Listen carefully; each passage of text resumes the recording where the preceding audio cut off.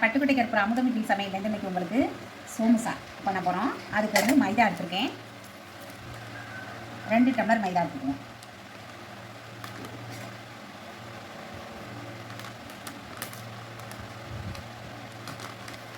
ரெண்டு டம்ளர் எடுத்துருக்கேங்க.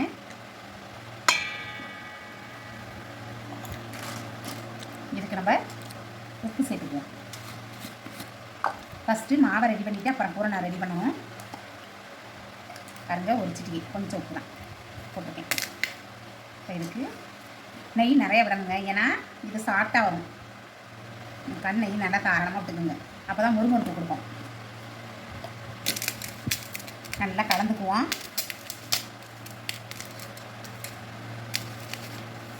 உப்பும் நல்லா எங்கும் இது பண்ணணும் இல்லையா, அதனால் கலந்துக்கிட்டு தண்ணியை கொஞ்சம் கொஞ்சமாக விட்டு பூரி மாவு பார்த்துக்கு பிணைஞ்சுக்குங்க.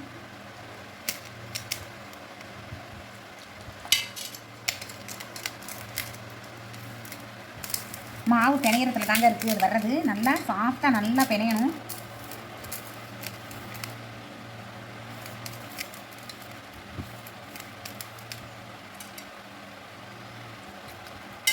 ரொம்ப ஒரே தான் ஊற்றாமல் கொஞ்சம் கொஞ்சமாக அப்படி சேர்த்துக்கிட்டிங்கன்னா உங்களுக்கு கரெக்டாக வரும். பிணையறதுக்கு மாவு பக்குவமாக வந்துடும். திரண்டுக்கிட்டு வந்துருக்குங்களா? இன்னும் கொஞ்சோண்டு விட்டுட்டா போகும் தண்ணின்னு நினைக்கிறேன். போதும். இப்படி கொஞ்சம் கொஞ்சமாக உங்களுக்கு பக்குவமாக பிணையறதுக்கு பார்த்துட்டு ஊற்றுங்க. ஒரே தான் ஊற்றிட்டிங்கன்னா குளவளப்பு கொடுக்கும், வராது. இப்போ நம்மளுக்கு கரெக்டாக வந்துடும் அந்த மாவுக்கு.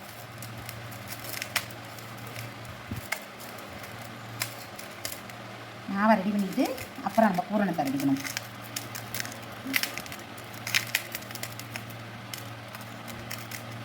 நல்லா பிணைங்க, அப்போ தான் உங்களுக்கு கேக்கையில் நல்லா சாஃப்டாக வரும்.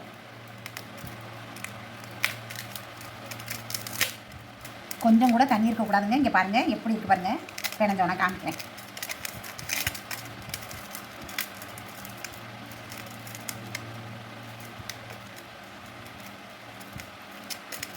தண்ணியே இல்லாமல் நம்ம மாவை பக்குவமாக பிணைஞ்சிக்கிட்டோம்னா உங்களுக்கு அழகாக தேய்க்க வரும். சோம்சாவும் ஒரு முருன்னு இருக்கும்.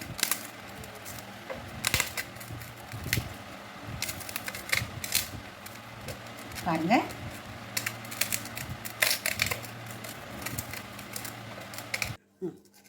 பாருங்கள் மாவு இப்படி ரெடி ஆகிட்டு பாருங்கள். கொஞ்சம் நேரம் 5 நிமிஷம் ஊறட்டும். வந்து அப்படி ஊறட்டும். நம்ம அதுக்குள்ள பூரணத்தை ரெடி பண்ணுவோம். பூரணத்துக்கு பொட்டுக்கடலை, தேங்காய், சீனி. ஃபஸ்ட்டு தேங்காயை திருவிக்கிங்க.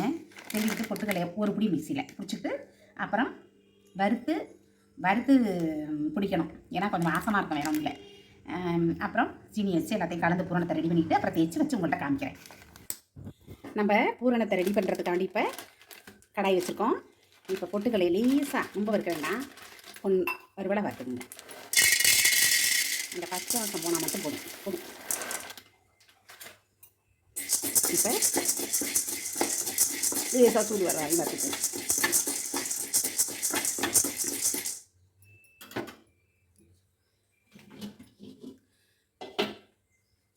அவ்வளோதாங்க, வறுத்தாச்சு, போதும்.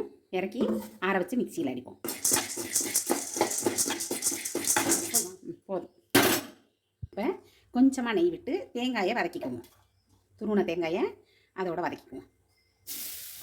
கொஞ்சம் வாசமாக இருக்கும். இப்போ மிக்சியில் லேசாக தான் குடிக்கணும் பொட்டுக்கலையை. அதோட 2 இலக்காயை போட்டு குடிச்சுக்குவோம்.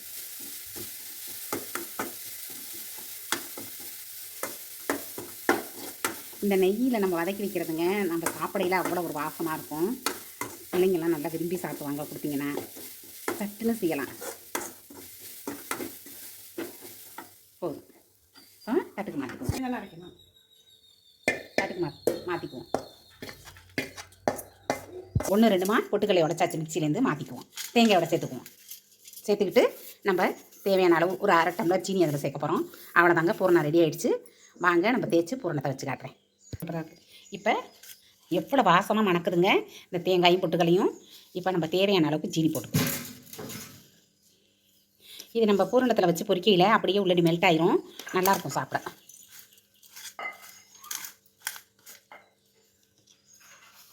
4 ஸ்பூன் போட்டிருக்கேன். உங்களுக்கு எவ்வளோ தேவையோ அவ்வளோ போட்டுக்குங்க. இதுக்கு ஒரு ஸ்பூன் வச்சுக்கிட்டு தேய்ச்சி நம்ம பூரணத்தை ரெடி பண்ண வேண்டியதான்.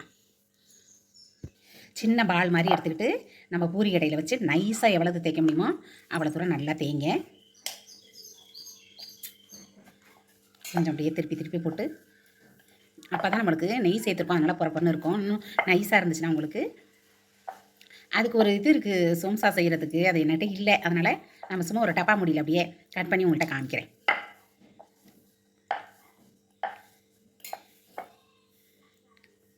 பத்து நிமிஷத்துக்குள்ளே செஞ்சிடலாங்க. ஒரு 6 இது வச்சு 50 ரூபான்னு விற்கிறாங்க கடையில். இது சோம்சா நம்மளே செஞ்சிடலாமே. இப்போ நம்ம அங்கே பாருங்கள், சாப்பாடு டப்பா ஒன்று எடுத்துக்கோங்க. அதோட மூடியை நல்லா அழுத்திக்கிட்டிங்கன்னா கரெக்டாக வந்துடும் உங்களுக்கு. ஒளி வர எடுத்துக்கலாம்.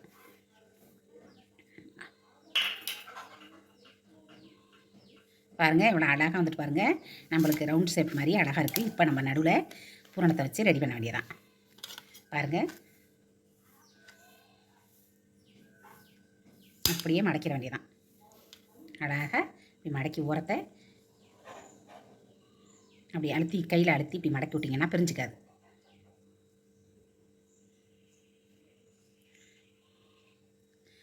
இப்படி நம்ம ஒன்று ஒன்றா ரெடி பண்ணிக்கிட்டு நம்ம பொரிப்போங்க. ரெடி பண்ணோடனே உங்களுக்கு காமிக்கிறேன். திரும்ப அதே மாதிரி வச்சு இங்கே பாருங்கள், அதே மாதிரி நம்ம கட் பண்ணிக்கிறோம். அழகாக அழுத்தி இது பண்ணிங்கன்னா ரவுண்ட் ஷேப் அழகாக கிடைக்கும் உங்களுக்கு. டப்பா மூடி வந்து அழுத்திக்கிறணும். அவ்வளோதான். எப்படி ரெடி ஆகிட்டு பாருங்கள். அழகாக நம்ம பூரணத்தை வச்சு இப்போ இங்கே பாருங்கள், கடையில் இருக்கிற ஷேப் மாதிரியே பண்ணிட்டேன். இங்கே பாருங்கள், அதேமாரி செஞ்சாச்சு. இப்போ நம்ம பூரணத்தை வச்சு மடக்கி ரெடி பண்ணிடுவோம்.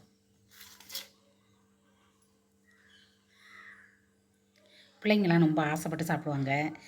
சீக்கிரம் செஞ்சிடலாம். அந்த மாவை மட்டும் ரெடி பண்ணிக்கிட்டிங்கன்னா, பூரணத்தை ரெடி பண்ணிங்கன்னா அவ்வளோதான், முடிஞ்சிச்சு. இந்த மாதிரி பண்ணிக்கிட்டாரலாம். அவ்வளோதாங்க.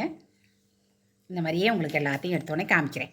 பாருங்கள், நம்ம ரெடி பண்ண சமோசாலாம் எவ்வளோ அழகாக ரெடியாக இருக்குன்னு பாருங்கள். இப்போ போட்டு எண்ணெயில் பொரிப்போம். இப்போ கேஸை ஆன் பண்ணி கடாயை வச்சு ஆயில் விட்டாச்சுங்க. ஆயில் சூடாகட்டும்.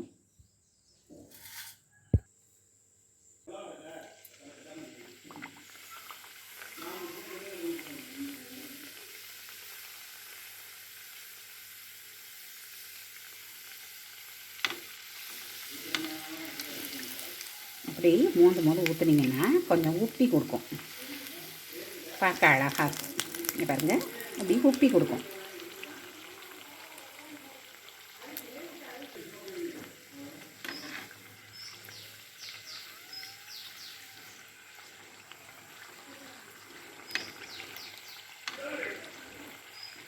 அப்படி நல்லா மொறுமொறுப்பாக இருக்குங்க. சாஃப்டாக இருக்குது.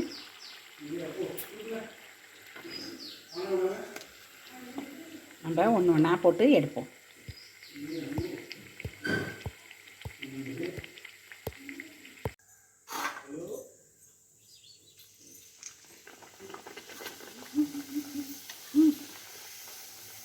அது மேலே எண்ணெயை மொந்து ஊற்றினோம்னா கொஞ்சம் உப்பி நல்லா உங்களுக்கு நல்லா மொறுமொறுப்பாக இருக்கும். செம்மையாக இருக்குங்க சாப்பிட. பாருங்கள் எப்படி இருக்குன்னு பாருங்கள்.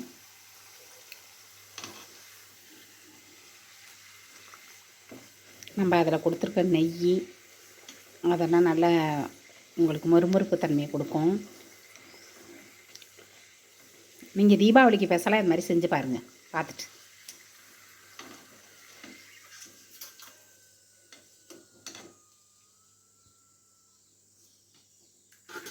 சவுண்டு எப்படி வருது பார்த்தீங்களா?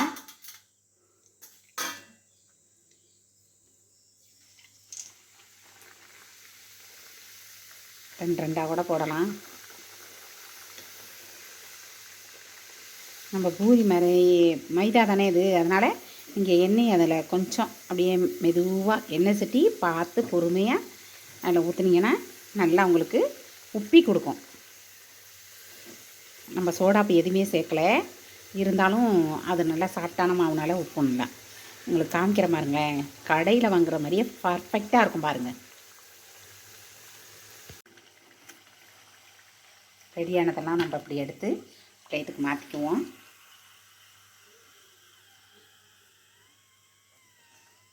நல்லா நம்ம பதிச்சதுனால பூரணமெல்லாம் எதுவும் கொட்டலை. நல்லா நீங்கள் அமுக்கையிலே நல்லா அது மாதிரி போட்டுட்டிங்கன்னா உரத்தையெல்லாம் அப்படியே நான் பண்ணது மாதிரி பண்ணி வச்சிட்டிங்கன்னா, மடக்கி இப்படி பண்ணிவிட்டிங்கன்னா எதுவுமே வெடியாகாது. நல்லா உங்களுக்கு கரெக்டாக வந்துடும். முக்கி விடு, அப்படி முக்கி விடலாம். இல்லைன்னா எண்ணெயை வந்து ஊற்றலாம்.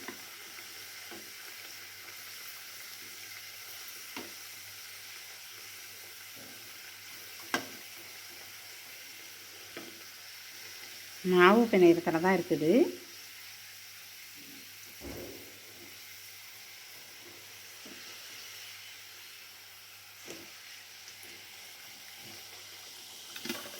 பாருங்கள், நம்ம எடுத்தது பாருங்கள் எவ்வளோ சூப்பராக இருக்குது பாருங்கள்.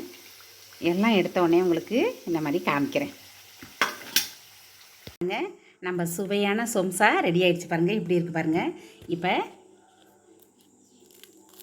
எப்படி சாஃப்டாக எப்படி முறுமுறுப்பாக உடையுது பாருங்கள். செமையாக இருக்குங்க. நல்லா பொறன்னு இருக்கும், சாப்பிடவும் மொறுமொறுன்னு இருக்கும், டேஸ்ட்டாகவும் இருக்கும். நீங்கள் கண்டிப்பாக தீபாவளிக்கு இந்த மாதிரி ஒரு முறை நான் செஞ்சது மாதிரியே செஞ்சு பாருங்கள். கண்டிப்பாக உங்களுக்கு சூப்பராக வரும். பிள்ளைங்களும் விரும்பி சாப்பிடுவாங்க. என்னோடய வீடியோ உங்களுக்கு பிடிச்சிச்சின்னா கமெண்ட் பண்ணுங்கள், லைக் பண்ணுங்கள், ஷேர் பண்ணுங்கள், மறந்துடாமல் சப்ஸ்கிரைப் பண்ணுங்கள். ஃபுல் வீடியோவும் பாருங்கள். அப்போ தான் என்னென்ன சேர்க்குறோம் என்னென்ன செய்கிறோன்னு உங்களுக்கு தெரியும். நன்றிங்க.